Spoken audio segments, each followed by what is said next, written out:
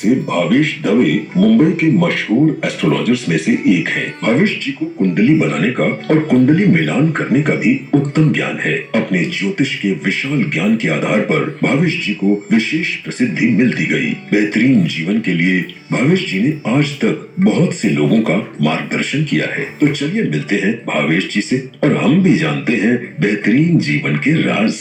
नमस्कार दर्शकों, आज विशेष में सर्वपितृ अमावस्या के बारे में कुछ जानकारी प्राप्त करेंगे।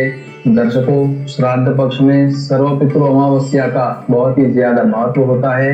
यदि श्राद्ध पक्ष के अन्य तिथियों में आप अपने पितरों का, पूर्वजों का श्राद्ध करने से चूक गए हो या फिर आपको अपने पितरों की तिथि याद नहीं है, तो इस सर्वपितृ अमावस्या के दिन आप अपने पूर्वजों का, पितरों का श्राद्ध कर सकते हो।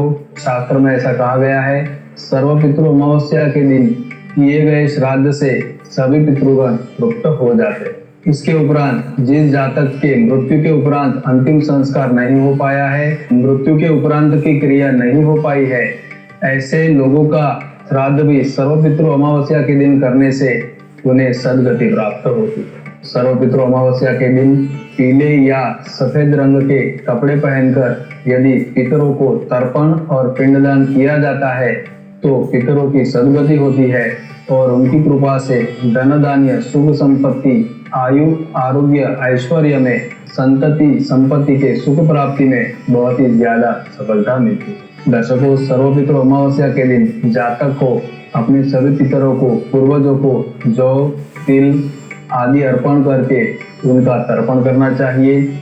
इसके उपरांत सर्वपितृ अमावस्या के दिन अपने घर में बने हुए भोजन में से सबसे पहले गाय, चींटी, कौवे और श्वान को भोजन अर्पण करना चाहिए।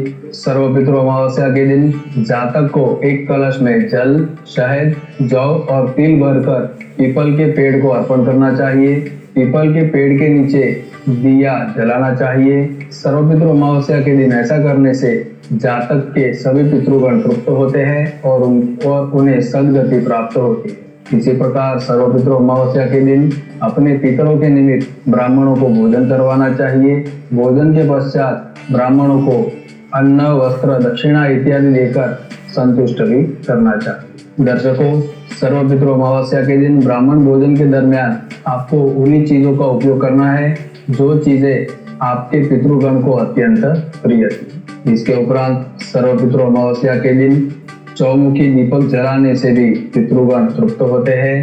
सूर्यास्त के बाद अपने घर के दक्षिण दिशा में, दक्षिण दिशा की दीवार के पास चौमुखी दिया जलाना चाहिए। इससे भी पितृगण तृप्त होते हैं और भारतीय शास्त्र की मान्यता के अनुसार श्राद्ध पक्ष में सर्वपितृ अमावस्या के बाद सभी पितृगण अपने अपने स्थान पर वापस चले जाते हैं।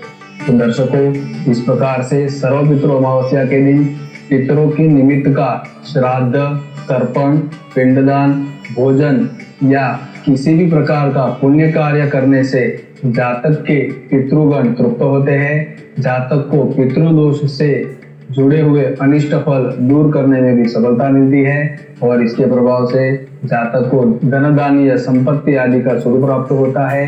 दैनिक जीवन में यश, आरोग्य, वैभव और सम्मान भी प्राप्त होता है। तो दर्शकों, इस प्रकार से सर्वपितृ अमावस्या बहुत ही महत्वपूर्ण है और इस दिन जातक को ज्यादा से ज्यादा पुण्य कार्य करने चाहिए। दर्शकों, भारतीय शास्त्र के अनुसार पितृगण की सद्गति के कारक विष्णु भगवान को माना गया है। इसलिए जातक को सर्वपितृ अमावस्या के दिन विष्णु भगवान की जितनी हो सके उतनी ज्यादा उपासना करनी चाहिए, आराधना करनी चाहिए।